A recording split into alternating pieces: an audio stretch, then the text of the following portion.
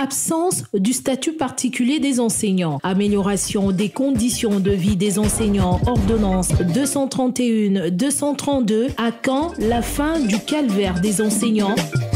Le débat au féminin en parle ce samedi avec Madame Cécile Chiombo, secrétaire générale du SIECO, syndicat des enseignants du Congo, et Madame Marthe Etouli, membre du SIECO, chargée de la formation et inspectrice à l'EPST.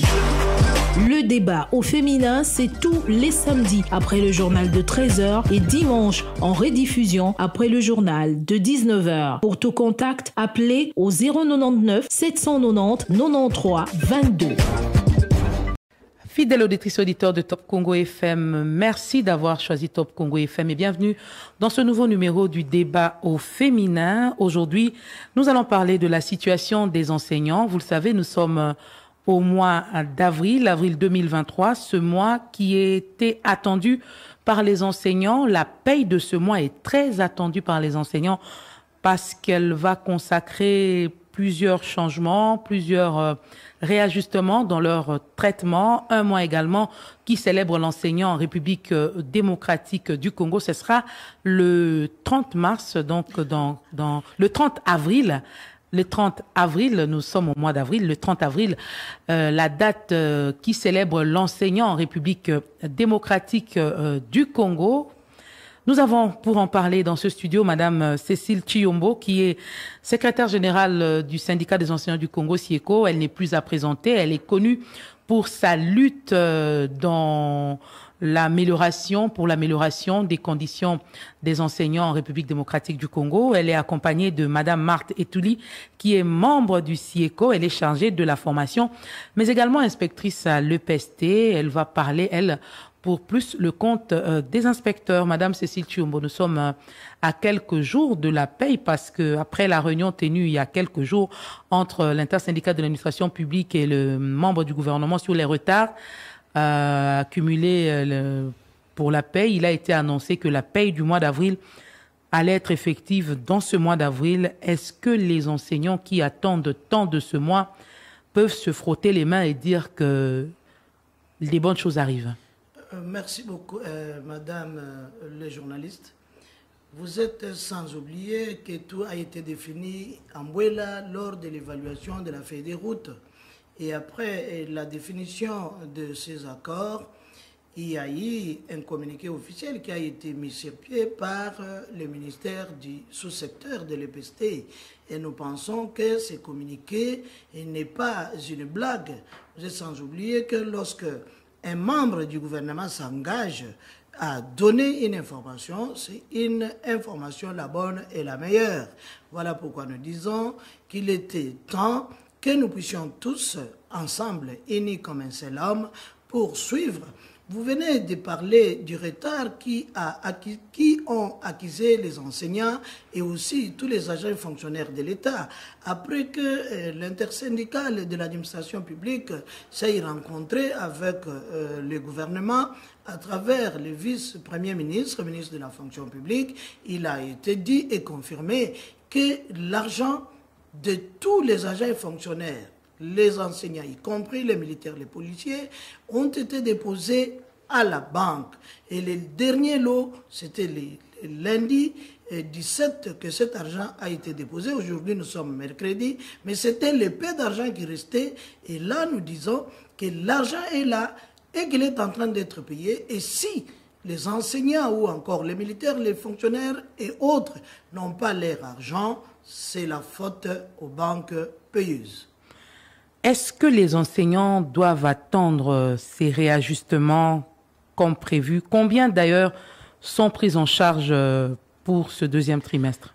Pour ce deuxième trimestre, il y a 16 600 enseignants nouvelle unité de la maternelle, du primaire et aussi du secondaire qui sont pris en charge par la paye du mois d'avril, comme c'était convenu après l'évaluation de la feuille de route en Bouela. Et nous avons aussi les inspecteurs qui vont être pris en charge par leurs primes d'itinérance.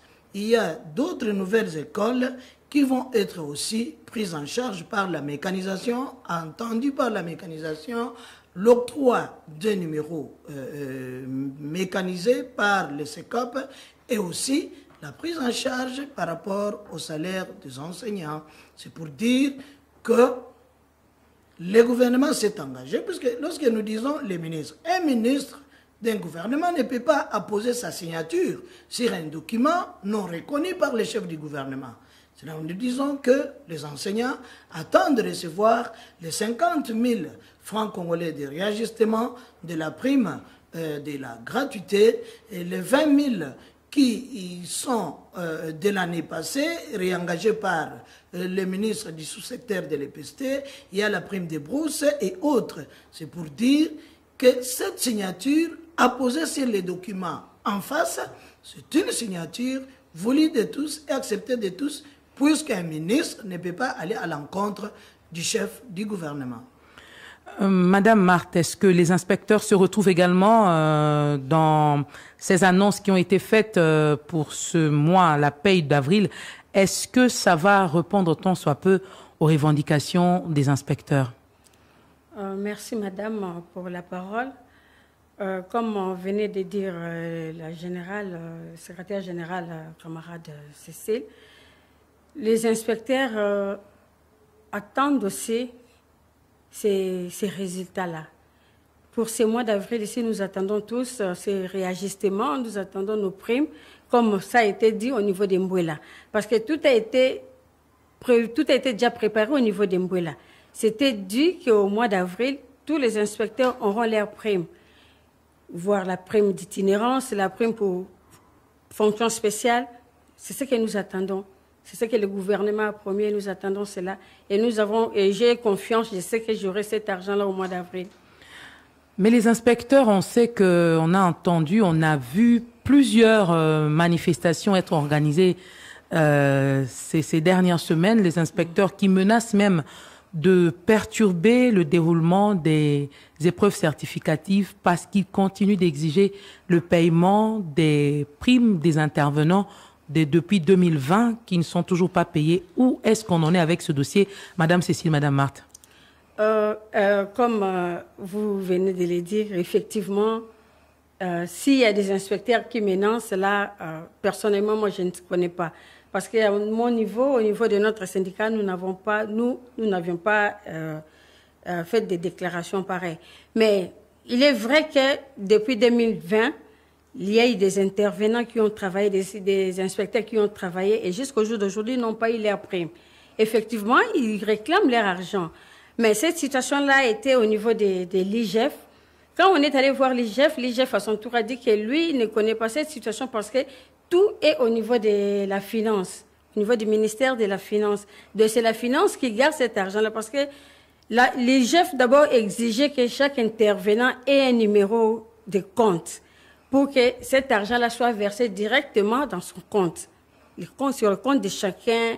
Mais qu'est-ce qui fait que jusqu'aujourd'hui, l'on ne puisse toujours pas payer ces personnes? Vous savez, ça doit être de la mauvaise foi. Vous êtes sans oublier, madame les journalistes, que dans ces pays, lorsqu'il y a les intervenants aux évaluations certificatives, c'est à un certain moment, ce sont des membres de famille, ce sont des commerçants, ce sont les membres d'un parti politique qui... Donc on ne respecte pas cette instruction qui dit que ce doit être les enseignants du primaire. Les enseignants du primaire qui doivent intervenir. Et quand bien même ça pouvait être les enseignants du primaire. Mais ces enseignants, est-ce que pour un travail d'une seule journée ou encore de 4 journées, il faut exiger que cette petite prime de 40 000 francs soit versée dans un compte? Nous avions trouvé que ces problèmes, il y a eu en Guissou-Roche ou encore ceux qui sont autour de ces problèmes ont des problèmes et sont en train de se rendre compte, puisqu'on ne peut pas comprendre qu'un enseignant qui a corrigé ou qui a préparer l'examen ou encore celui qui l'a surveillé. C'est les correcteurs, c'est les surveillants, c'est ceux qui assurent la sécurité. Et ça, il est dit qu'il faut un compte, il faut ceci, cela. Moi-même qui suis en face de vous, nous avons eu des séances de travail. avec l'IGF. Et en fin de compte, l'IGF a dit que voici, tout est au niveau du ministère des Finances. C'est là où nous trouvons qu'il y a anguille sous roche, puisque les gens ne peuvent pas travailler en ce moment-là. Nous, en tant que syndicat défenseur des droits de nos membres, nous sommes en train de nous dire que l'État congolais est en train de nous escroquer. Est-ce que la question a été évoquée à Mbouela? Je ne sais pas si vous avez pris part aux dernières assises de Mbouela. Est-ce que la question a été évoquée? Bien sûr, on en a parlé. On en a parlé, mais on n'a pas vraiment parlé en profondeur parce qu'au niveau de Mbouela, c'était juste l'évaluation. C'était juste l'évaluation de l'addendum par rapport Oui, et que la question n'étant pas dans l'addendum... Non, on n'en a pas parlé. Mais qu'est-ce que vous comptez faire justement? Parce que des années passent, est-ce que cet argent sera encore décaissé? Est-ce que cet argent sera encore débloqué pour payer tous ces intervenants qui ont eu à travailler? Mais normalement, cet argent-là doit être payé. On doit payer ces agents-là. On doit payer tous ces intervenants-là parce qu'ils ont travaillé. Ils ont travaillé... Madame Cécile parlait tantôt des membres de famille, mais est-ce qu'on peut dire que s'il y a par exemple 1000 personnes qui ont travaillé, est-ce que sur les 1000 personnes, 900 ne peuvent pas provenir des familles? Ceux qui proviennent des familles sont quand même numériquement inférieurs. Ça, c'est une réalité, mais je continue à soutenir qu'il y a anguille sous roche.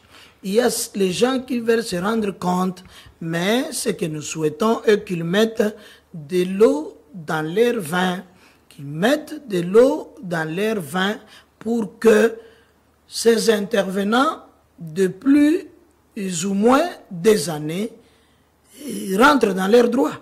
Qu'ils rentrent dans leurs droits, puisque vous savez, l'inspection aujourd'hui, c'est ça la police. Si l'inspecteur... Et nous sommes même dans l'année de la trilogie inspectorale. Oui. Si l'inspecteur n'est pas pris en charge convenablement, s'il n'est pas respecté, s'il ne rentre pas dans ses droits, vous pensez que réellement le travail qui doit être fait sur le terrain est conséquent par rapport à la trilogie telle que vous le dites? Ça ne sera pas conséquent, mais néanmoins nous pensons que nous sommes dans un autre régime où tous nous avons convergé pour un changement et que ce changement ne doit pas rester seulement des paroles ou des théories. Le changement doit être pratique. Nous devons tous être praxistes dans le praxisme, excusez-moi la tautologie, puisque nous avons lutté pour un changement et nous voulons que tous nous puissions profiter de ce changement. Il ne faut pas que ça reste du côté politique et que les travailleurs continuent à croupir dans la misère, tels que les inspecteurs. Madame Marthe. En tout cas, merci. Je voulais dire quelque chose de pitoyable parce que aujourd'hui même, nous venons d'enterrer notre collègue inspecteur qui fut correcteur. Il fut... Donc, il était à l'examen d'État, à l'évaluation, tout ça. Donc, il est mort sans avoir touché son argent. Sans avoir touché son argent. On l'a enterré aujourd'hui, donc il n'a pas reçu son argent. On ne sait pas quand est-ce qu'il en aura, sa famille en aura, on ne sait pas. Vous voyez, ça fait mal, ça fait très mal. On a travaillé sans être payé et puis on meurt comme ça. Sans avoir même eu ce qu'on a fait pendant tous ces temps-là. Donc, c'est très difficile. On parle beaucoup NUNP. Est-ce que avec les 16 600 qui seront payés au mois d'avril ici, on va en finir avec cette problématique des NUNP ou il y en aura encore? Non, il y en aura encore, puisque nous en avions encore 69 980. 60 980. 69 980. Lorsque nous allons prendre 16 600, il va nous rester 53 380. C'est là où nous sommes en train de nous poser la question de savoir est-ce que réellement le gouvernement comprend, est-ce que le Premier ministre comprend, et pourquoi pas le chef de l'État ne peut pas comprendre, surtout avec ceux de la maternelle et du primaire. Et même si ceux du secondaire recevaient les peu d'argent qu'ils ont venant des parents, est-ce que ça va continuer comme ça? À part ça, nous avons un problème. Un problème que moi, je dis un problème qu'on est en train de chercher à créer. il y a eu un contrôle qu'on a appelé ORENI avec le prédécesseur de l'actuel ministre. Qu'est-ce qu'on en a fait? Et qu'est-ce qu'on en a fait? Et avant l'ORENI, il y a eu un contrôle dont les résultats sont gardés, stockés quelque part dans un bureau.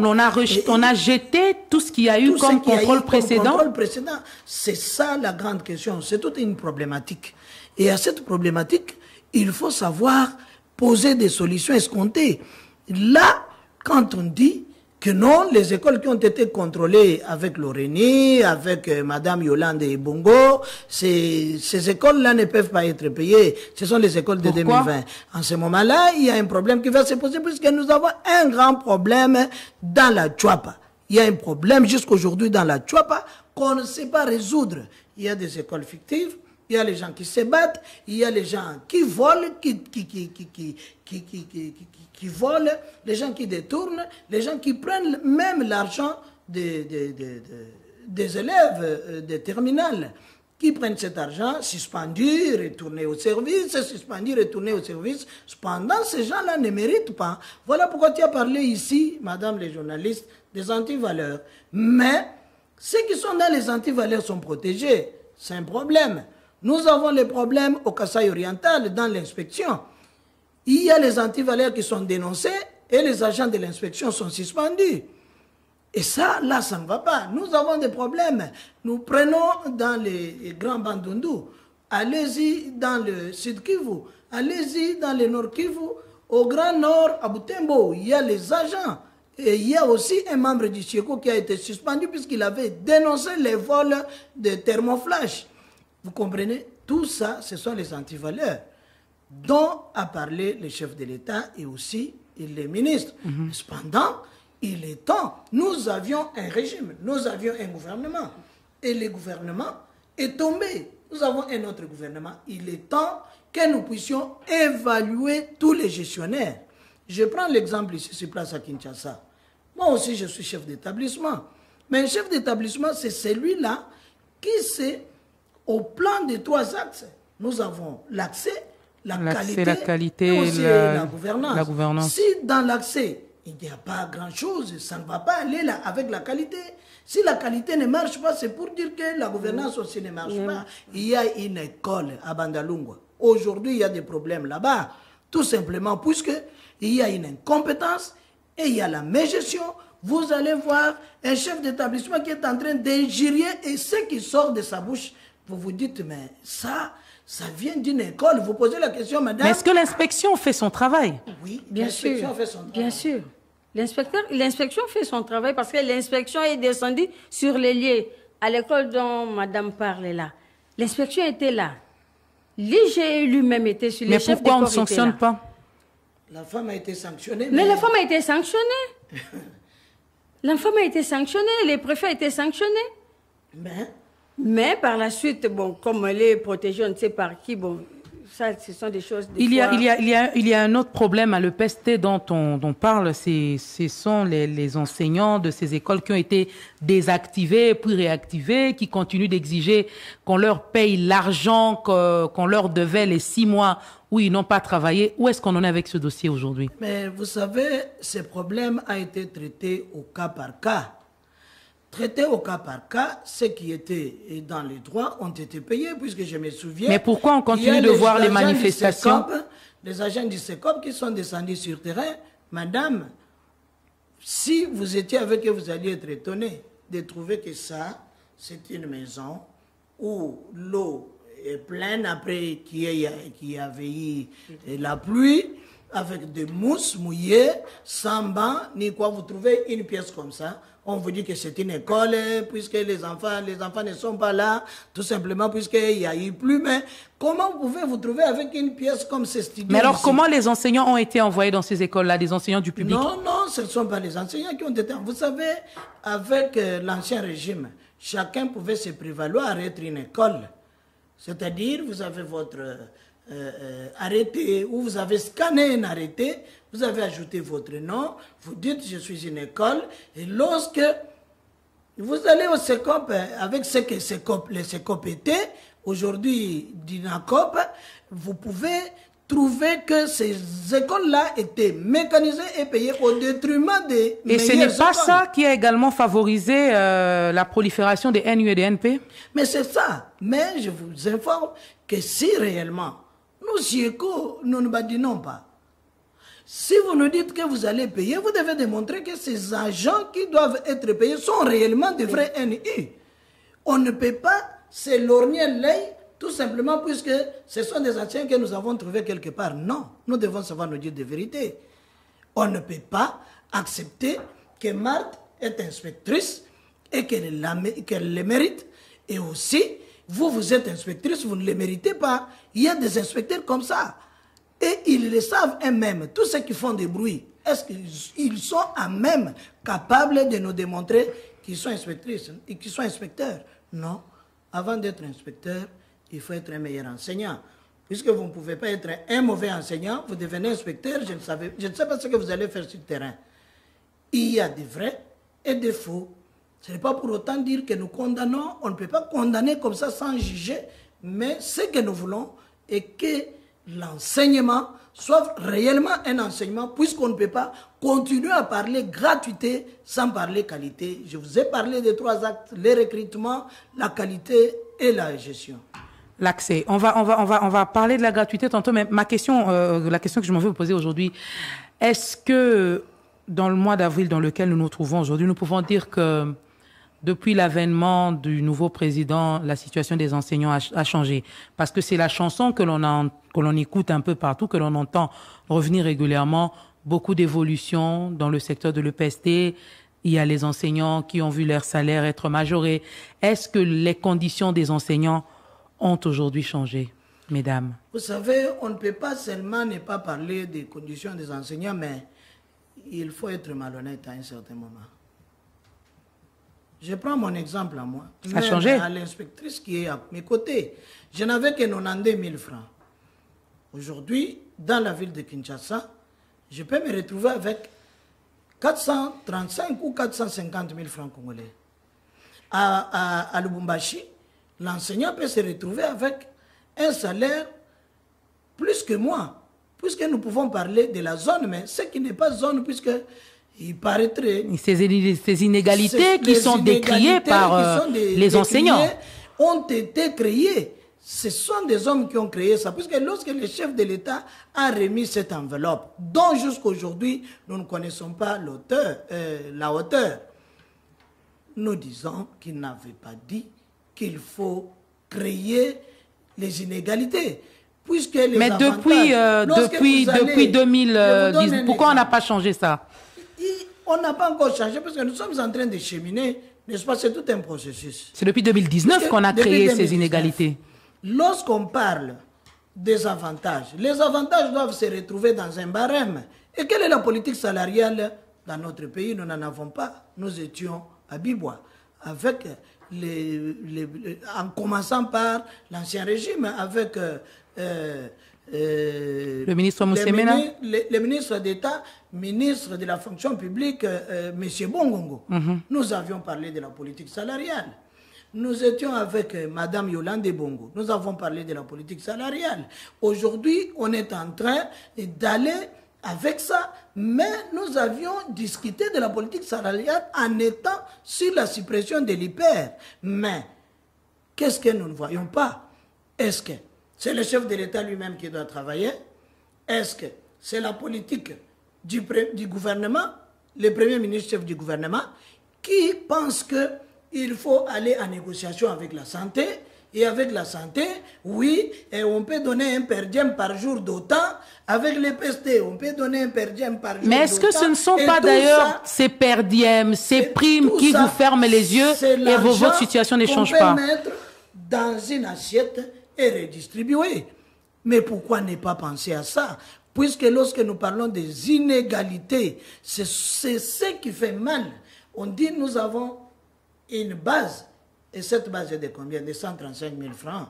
Et quand vous prenez les transports, vous prenez mon logement, Vous prenez au primaire la prime de la gratuité. Et là, l'enseignant va aller dans les 420 000. Est-ce qu'un enseignant de Bongandanga, par exemple, peut dire que sa situation a changé, madame? Oui. La situation, par rapport à ce qu'il touchait, et aujourd'hui, la situation a changé. Parce qu'auparavant, il n'avait que 90 000, bien 85 000, mais aujourd'hui, il se trouve avec 400, 420. Et l'inspecteur? Oui. L'inspecteur, même chose, mais l'inspecteur est là, comme nous sommes des inspecteurs itinérants, donc nous avons encore beaucoup de problèmes. Et tous ces problèmes-là, on ne va pas les étaler ici, dans votre bureau ici. Donc, on a beaucoup de problèmes qu'on a. Mais bon, si on doit en parler vraiment en plus bref. Hein. En bref, en quelques mots.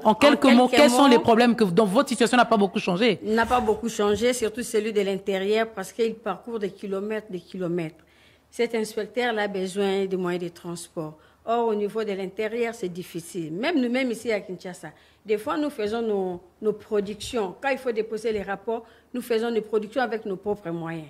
Donc, nous n'avons pas de primes. Ce sont des primes que nous attendons aujourd'hui. Au mois d'avril. Donc, ce mois d'avril, c'est le mois où nous attendons... C'est le mois décisif. Oui, c'est le mois que nous attendons tout ça. Donc, comme le gouvernement a promis, moi, j'ai confiance, je sais qu'il va nous donner cela. Nous attendons ça. Peut-être il y aura changement. Des enseignants qui disent qu'ils sont payés très en retard, 3 mois, 2 mois après. Madame Chiombo, est-ce que la question est vraiment débattue au niveau de vous, syndicats et gouvernement? Je vous informe qu'il y a eu 3, 4, 5 fois avec le ministère des Budgets, Finances, des députés du Kasaï. Vous prenez Moueka, Chikapa, Tembo. Mais la situation est un peu générale apparemment. Oui, vous allez prendre aussi dans le sud Kivu, vous prenez le Congo central. Le Congo central ici à côté, vous prenez le Grand Bandundu, les Kasaï et l'agent payeur qui pose beaucoup plus de problèmes, même dans les Sankourou, c'est Caritas. Mais on parle également de certaines banques aussi. Oui, on parle de certaines banques telles que Tembe, Rao Bank rarement, Equity Bank, BCDC rarement aussi. Mais la plus grande question qui se pose... Et Access? Access, oui, Access aussi. Access ici à Kinshasa, les enseignants souffrent. Ils payent même dans des pièces sans fenêtre, non aérées. Il y a les enseignants qui tombent. Il y a un enseignant qui est mort à la 8e rue il y a quelques années. Il y a quelques années. Et on a même effacé des traces, puisque nous avons suivi même là où on a amené l'enseignant, mais c'est lui qui était fracturé. C'est la mutuelle de santé des enseignants qui l'a pris en charge. Vous comprendrez que ça ne va pas. Lorsqu'on dit la paye doit être une paye de proximité, c'est pour dire que à 20 ou 10 kilomètres, Caritas doit se retrouver là-bas. Mais lorsque l'Église accepte de payer à travers son institution financière, il dit partout nous avons... C'est pas l'IFO d'aujourd'hui? C'est l'IFO d'aujourd'hui. Nous avons des paroisses partout. Mais je prends l'exemple de Lukole là, madame. Il a été éprouvé par tous que l'argent qui brûlait dans une pirogue, ce n'était pas une réalité, puisque lorsque vous regardez la vidéo, vous allez voir qu'il n'y avait rien dans la pirogue et que nous sommes allés avec le ministre. Nous avions formé une délégation pour parler avec l'abbé qui acheminait cet argent. Il a tergiversé, il nous a dit des mensonges, il a dit... Et après, il a dit, bon, nous allons voir, je vais aller à Kinshasa, si on peut payer. Mais le Sieko est en justice. Sieko, Équateur, est en justice avec Caritas. Et nous avons une plainte sur notre table pour dire que si ça ne va pas, le Sieko va porter plainte contre Caritas, même s'ils ont des moyens. Mais ils doivent savoir que les enseignants vont se solidariser, si seulement pas les Sieko, mais avec d'autres syndicats, nous allons nous solidariser pour aller même au Conseil d'État. Je cite ici bien Caritas. Et en deuxième lieu, nous citons Access. En troisième lieu, nous allons voir Tembe, puisque vous êtes sans oublier qu'il y a les enseignants qui sont morts dans la noyade sans qu'ils ne soient indemnisés. Ces enseignants-là ont laissé leur famille. C'est en 2017. Vous comprendrez que les banques rendent un mauvais service à l'État congolais. Est-ce que la bancarisation a créé plus de problèmes qu'il n'en a résolu? La bancarisation a créé beaucoup plus de problèmes. Puisque les reliquats, pour ne prendre que les pestés. Qu'est-ce qu'on en a fait d'ailleurs? Qu'est-ce qu'on fait des reliquats? Où sont les reliquats sur les salaires des enseignants? Où sont-ils? Qui prend ça? Et la Banque centrale, qu'est-ce qu'il en fait? Il y avait un comité de suivi. Mais aujourd'hui, le comité de suivi est présidé par un secrétaire particulier, s'il vous plaît. Pas un conseiller, mais un secrétaire particulier d'un ministre. Pourquoi on a changé? Ah, on a changé parce que nous avons décrié l'ancien directeur. Mais est-ce que celui qui est venu va régler les problèmes? Mais il va régler un particulier, il peut fuir. C'est un particulier, il n'est pas sur la liste, il n'est pas nommé sur la liste de conseillers. C'est un secrétaire particulier. C'est comme moi, je me dis, j'ai un secrétaire particulier. Mais alors, qu'est-ce qu'il faut faire? Qu'est-ce qu'il faut faire aujourd'hui pour régler ces problèmes de retard? Pour régler les problèmes de retard, surtout avec la paix de proximité, nous avons dit que le ministère des Finances, l'État congolais, a des comptables d'État. Qu'on revienne Qu'on au système... à ce système avec la paix de proximité. Mais vous étiez les premiers à dire que les comptables ponctionnent l'argent. Ici sur place à Kinshasa, mais à l'intérieur. Aujourd'hui, si il y a les coupeurs de route, il y a les coupeurs de route que pour les agents de Caritas. Les braqueurs. Est-ce que l'argent braqué est restitué? Ce n'est pas restitué, mais ce n'est pas l'État qui doit rembourser, c'est Caritas. Nous disons c'est IFOD. Vous savez, nous sommes dans un pays où tout le monde est en train de dire nous sommes dans un état de droit. Un état de droit, c'est le respect de la loi. Celui qui ne respecte pas la loi doit aller tout droit en prison. C'est ça, un état de droit. On ne peut pas en rester là. Tu fais du mal, je tue, je vole, je viole. Et on dit non, je suis dans un état de droit. Si je suis arrêté, et il y a des avocats qui viennent là, non, il faut la liberté provisoire, il faut la liberté provisoire. Cependant, nous sommes en train de tuer le pays. Mais à vous entendre, on est tenté de dire que finalement la situation des enseignants n'a pas beaucoup changé. Il reste beaucoup de points qu'il faut encore améliorer. Mais améliorer beaucoup de points, madame les journalistes. Je vous pose une question. L'enseignant qui n'est pas connu, reconnu officiellement comme agent de l'État. Jusqu'aujourd'hui, vous n'êtes que des journaliers. Mais pas vous quand même, pas l'inspection. Si. L'inspection aussi, vous êtes journalier. Vous ne dépendez pas de la fonction publique. Non, non. Mais ça fait des années que vous vous battez pour cette c'est pour dire, reconnaissance, mais pourquoi ça ne change pas? Ceux qui se retrouvent dans ce statut-là, le statut particulier des enseignants, toujours pas? Le statut particulier des enseignants qui a été déposé depuis 2016 au Parlement. En 2017, nous sommes allés au Parlement fouiller. Nous n'avons pas retrouvé. Mais il y a au Sénat, je ne sais pas, Makolo à Pombo. Mokolo. Mokolo, je ne sais pas s'il est encore vivant, qui il est venu causer avec nous, avec un document à la main, qui a dit, voici, nous avons travaillé dessus. Mais on a cherché partout, on n'a pas trouvé.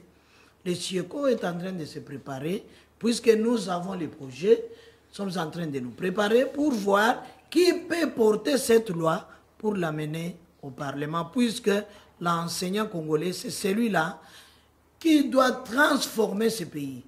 L'enseignant congolais, c'est celui-là qui doit ramener la paix dans ce pays. Ils peuvent monter, ils peuvent descendre, ils peuvent utiliser l'enseignant comme un escalier pour devenir ce qu'ils peuvent devenir.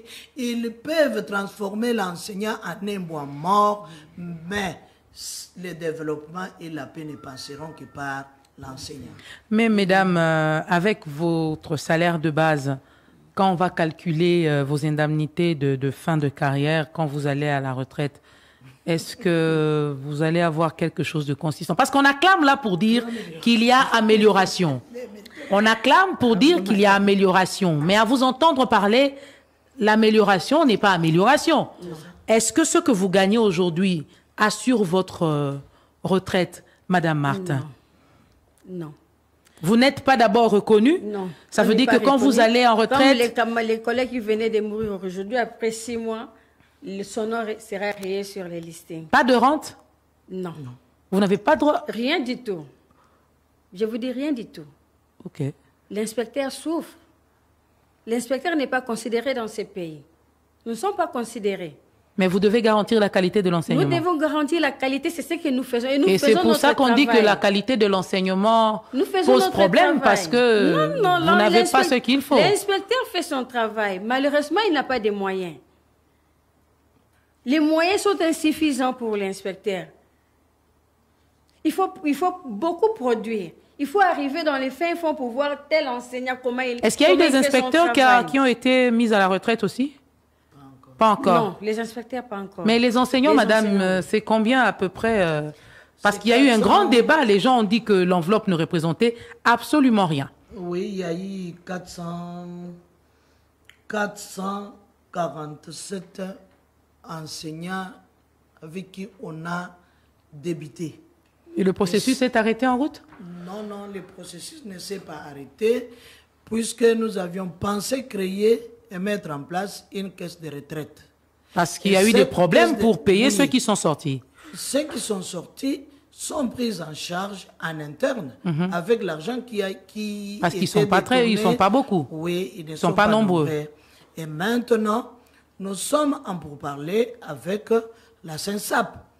Et avec SENSAP, nous sommes entendus que tous ceux qui doivent sortir, n'est-ce pas, à la retraite, doivent être pris en charge par la pension fonction publique, par la SENSAP. Et comment ça va se passer? C'est une question technique, mais nous savons que tous les ayants droit à la retraite seront mécanisés à la SENSAP, c'est-à-dire on va leur octroyer un numéro matricule qui va permettre à ce qu'ils soient payés convenablement à la même hauteur que les fonctionnaires du régime général qui vont sortir. Ça signifie que lorsque vous avez vos 3 millions ou 4 millions de l'EPST, vous sortez et on coupe les salaires, vous allez vous présenter à la SENSAP et la SENSAP vous enregistre. Mais on va vous enregistrer alors que vous dites que jusque-là, vous n'êtes considérés que comme des journaliers. Oui, mais nous disons ceux qui vont à la retraite, ils vont être enregistrés officiellement par SENSAP. Donc, tu travailles toute ta vie comme journalier, mais quand même, quand tu sors, SENSAP mais en ce moment-là, puisque l'argent de SENSAP, il y a un peu d'argent qui vont... Vous savez, la retraite, c'est quoi? La retraite, c'est votre propre argent. Mais l'enseignant, depuis qu'il a quitté le statut du fonctionnaire pour devenir particulier, il n'a pas contribué. Vous êtes public, privé? Public, privé, on ne sait pas. Et là, puisque moi, quand j'étais engagé... Vous n'avez pas de statut finalement. Qu'est-ce que vous êtes? J'avais un numéro matricule qui commençait par 7 barres 039, 049, R à la fin. Mais les CECOP ont enlevé seulement l'indice 7. Cet indice, c'est le même que les enseignants ou les agents de l'ESU. Nous avons un même indice. Et à la fin, il y a une lettre qui doit se retrouver. J'avais un numéro comme ça. Mais aujourd'hui, l'enseignant n'a pas un numéro matricule à l'État? Non.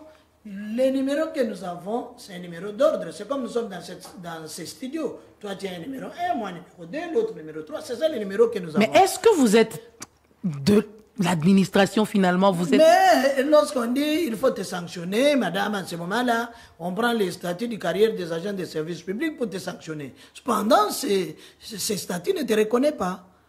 Les statuts ne te reconnaissent pas. Les statuts vont te reconnaître seulement lorsque tu vas être sanctionné. Et tel article a dit, vie. Mais pourquoi vous ne cherchez pas, quand vous allez en négociation, qu'on règle d'abord votre statut? Vous êtes plus sur les primes, vous êtes plus sur les salaires, vous êtes plus... Mais vous ne parlez pas de ce qui fait votre assise. L'autre fois, je vous avais dit, laissez au SIECO, n'amenez pas les SIECO dans les débats des bas échelles. C'est le débat des petits esprits. Lorsqu'on est là, en train de donner nos deuxième palier, donner nos troisième palier, donner nos 10e palier, mais on peut me donner 10e palier et puis celui qui me gère, ou les sous-provèdes, ou les provèdes, ou les PP, ou les... On n'est pas encore habitué avec la nouvelle appellation. Comme maintenant, Cécile a $10 000, Il crée un problème, il t'appelle un inspecteur de son obédience, il vient te créer un problème, on t'écarte, on prend les petits frères du PROSEC, on met là-bas. Comme on dit, à l'EPST, on paye le poste et non la personne. Là, ce qui se passe, c'est pourquoi nous disons il faut cesser avec les débats des petits esprits. Ça veut dire l'enseignant congolais n'est pas sécurisé du tout. Il n'est pas sécurisé, il est en insécurité totale. L'enseignant congolais est en insécurité totale. Vous savez, tant qu'on est en train de parler comme ça, il y a ceux qui se disent mais pourquoi on en est là en train de faire des problèmes? On danse demain, donner 10 000 $, demain, on donne deuxième palier. Mais rentrons dans ce vrai débat. Vous avez été reçu par le chef de l'État. Vous n'avez pas eu le temps d'évoquer tout ça? Nous avons eu le temps de parler vraiment correctement avec le chef de l'État. Il nous a écoutés. Et après? Pendant plus ou moins 5 heures. Et après? Et après? Pourquoi vous n'avez toujours pas un statut? Pourquoi? Lui-même avait promis. Ça étonne d'apprendre même que les inspecteurs n'ont pas de statut. Non. Non. Nous avons des ordonnances, madame. Il y a l'ordonnance 231 qui concerne l'inspecteur et l'ordonnance 232 qui concerne l'enseignant. Appliqué ou pas? Non appliqué. Pourquoi? C'est là où les SECOP a tout bousillé. Il faut supprimer? Ils ont tout supprimé, puisque aujourd'hui nous n'avons pas... Votre problème provient c'est la DINACOPé? DINACOPé. Le problème est venu de là. Il faut faire quoi? Il faut carrément fermer ce service? Non, on peut ou ne pas fermer, ce n'est pas notre problème, parce que lorsqu'on a créé les DINACOPé, ce n'était pas pour supprimer les avantages de l'enseignant. C'était tout simplement pour aider l'école. Ça signifie que, Cécile Tchiombo, mère, au lieu que les enfants restent sans enseignant, directement, on prend un autre enseignant qui remplace Cécile Tchiombo, et Cécile Tchiombo prend ce dossier qui va suivre le processus normal. On envoie ça à la direction des rentes. Rentes et survie. L'enseignant ici va être mécanisé, mais payé manuellement par le CECOP. Et dans l'entretemps, le dossier du décédé suit le processus normal jusqu'à la fonction publique. Mais tout a été transformé. De deux, on a eu, non, le CECOP maintenant doit être géré par le secrétariat général. C'est le secrétariat général qui en fait aussi ce qu'il en fait. Et aujourd'hui, nous avons retourné les DINACOPé, on a changé et puis on a retourné... Mais finalement, quelle est la catégorie à l'EPST qui est plus ou moins sécurisée? Est-ce que ce sont les bureaux gestionnaires? Ce sont les administratifs. Les bureaux gestionnaires? Non, les gens du service généraux. Secrétariat général. Secrétariat général, ça signifie que ce sont les gens du régime général qui sont rattachés au secrétariat général. Ce sont ceux-là qui sont agents de l'État avec un statut. Ils ont des numéros matricules gérés par le régime général. Mais l'enseignant qui se tient tous les jours devant les élèves n'a rien. Non. Pas l'inspecteur. Aujourd'hui, même les PROVED, même les IPP, même les INSPOUL, que ce soit les inspecteurs itinérants, personne n'est reconnu par l'État. Peut-être les inspecteurs... Bon, ils ne vous reconnaissent pas, mais l'État vous paye quand même. Mais l'État paye. Il doit nous mais payer. la paye, c'est ce que dont nous sommes en train de parler ici. Nous sommes en train de parler Par rapport de la au service Madame. Oui, Madame Marthe. Non, par rapport à ce que Madame venait de dire là, par rapport à nous devons être... Parce que quelqu'un qui travaille doit avoir son salaire. Si vous ne travaillez pas, vous ne touchez pas votre salaire. Mais quel salaire? Ce que vous appelez salaire, quel salaire? Vous voyez, ces salaires-là que nous réclamons aujourd'hui. C'est ces salaires-là qui vous fait vivre du 1er au 30. Comment? Mais alors, quand vous quittez le statut de nouvelle unité non payée, vous devenez quoi? Vous avez quel statut maintenant? Statut particulier non reconnu par l'État. Vous êtes payé et puis c'est fini. Après, vous mourrez aujourd'hui, après 6 mois, on enlève votre nom et puis c'est fini. Et si vous n'avez personne qui peut suivre, les mêmes jours vous disparaissez. Hein. C'est tout. C'est fini. Les enseignants exigeaient les soins de santé. Est-ce que ça va aujourd'hui? Il y a déjà votre mutuelle qui se plaignait de n'avoir pas l'argent, le budget qu'il fallait. Est-ce que... vous savez, lorsque la mutuelle a été mise sur pied, c'était tout simplement pour les soins. On a parlé des soins de santé primaire. Nous tous, nous connaissons c'est quoi les soins de santé primaire. Ça signifie que je vais dans un dispensaire ou dans un centre de santé où j'ai mal à la tête, il y a des Mais les enseignants ont des maladies plus graves. Hein? Oui, écoutez, mais il y a ainsi de suite. Mais lorsque la mutuelle a démarré, la mutuelle a pris tous les paquets. C'est-à-dire des soins de santé primaire aux soins spéciaux. Ce qui n'est pas autorisé même par la CECI, la couverture sanitaire universelle dans le monde. Et aujourd'hui, la MESP s'est dit, au lieu que je reste seulement à Kinshasa, je vais aller aussi à l'intérieur du pays pour aider cela. La MESP était à Kinshasa, à l'Équateur. Vous êtes au Kasaï, à l'Équateur, province orientale. Aujourd'hui, la MESP venait d'aller ici au mois de décembre de 2022. La MESP a ouvert dans les Chopo, dans les Kasaï et en Mbujimaï, dans les Kasaï orientales. Et la MESP a des activités très avantageuses, c'est-à-dire dans le Nord Kivu, Beni, Butembo et Goma, les enseignants ont été identifiés et ils ont leurs cartes. Il ne reste que le lancement des soins. Quand vous allez dans la Luaba, c'est la même chose. Mais les moyens ne suffisent pas. Les moyens ne suffisent pas. Mais c'est quoi une mutuelle? Une mutuelle, c'est pour dire les gens sont en train de se mutualiser. Ils mettre l'argent ensemble. Oui, mettre l'argent ensemble. Mais les enseignants qui ont décidé de mettre leur argent ensemble, mais il y a le ministère des budgets qui refuse d'ouvrir cette ligne pour donner, puisque l'argent que nous recevions, 1,5 milliard, il y a 200 millions qui sont amputés par un ministère. Et ce ministère a créé sa mutuelle propre ailleurs. Et lorsque vous dites, mais comment un ministre peut aller prendre l'argent dans une caisse autre que l'État congolais? Il vous dit, mais je suis le chef des caisses. Je suis le chef des caisses. Vous comprenez? Mais l'enseignant est pris en charge.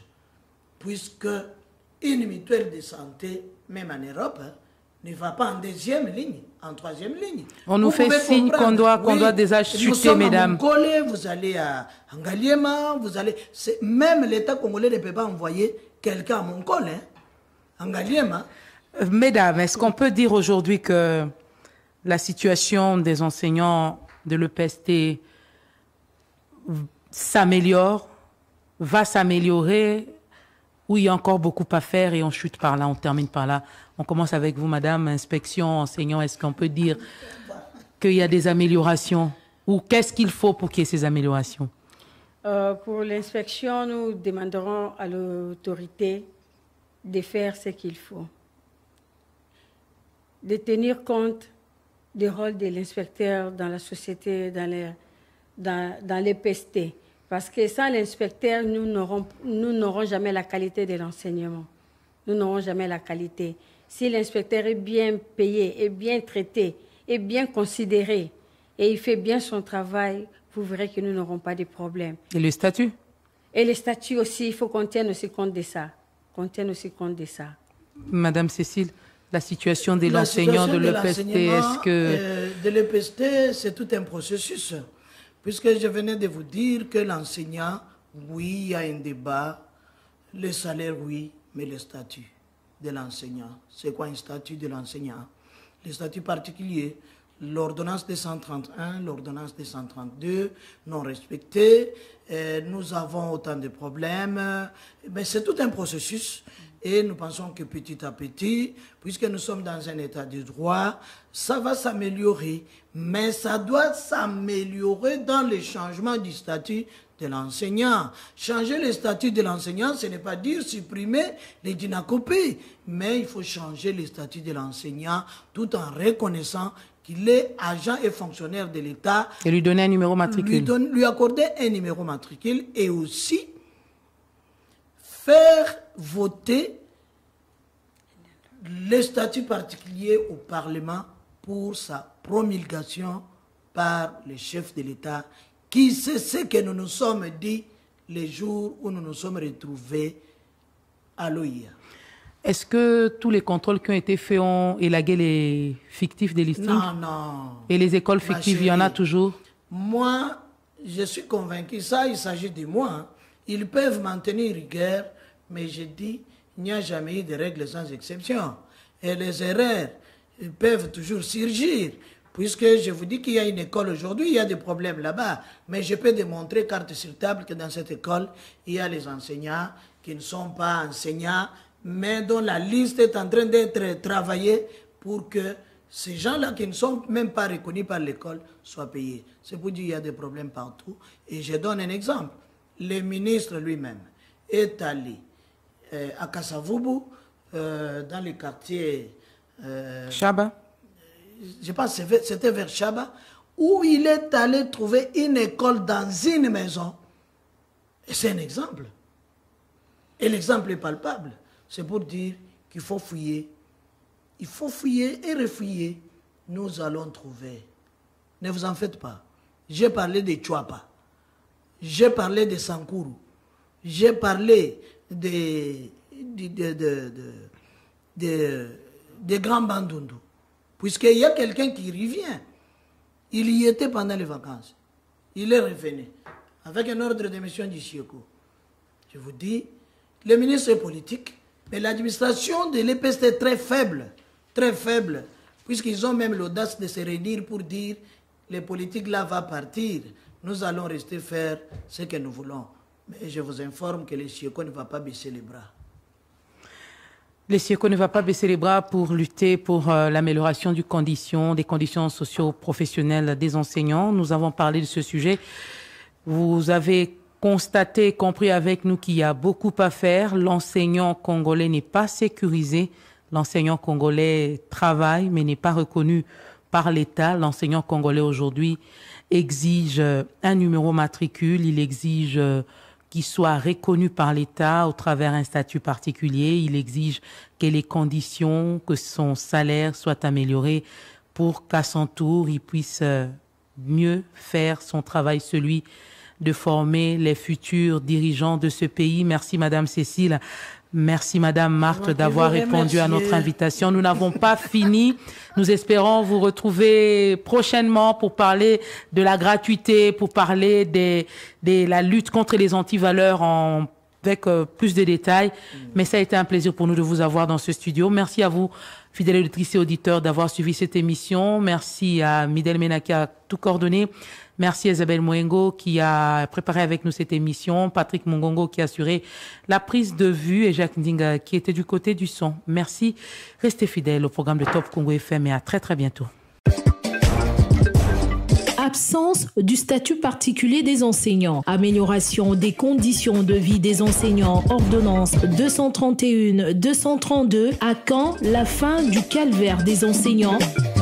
Le débat au féminin en parle ce samedi avec Madame Cécile Chiombo, secrétaire générale du SIECO, syndicat des enseignants du Congo, et Madame Marthe Etouli, membre du SIECO, chargée de la formation et inspectrice à l'EPST. Le débat au féminin, c'est tous les samedis après le journal de 13h et dimanche en rediffusion après le journal de 19h. Pour tout contact, appelez au 099 790 93 22.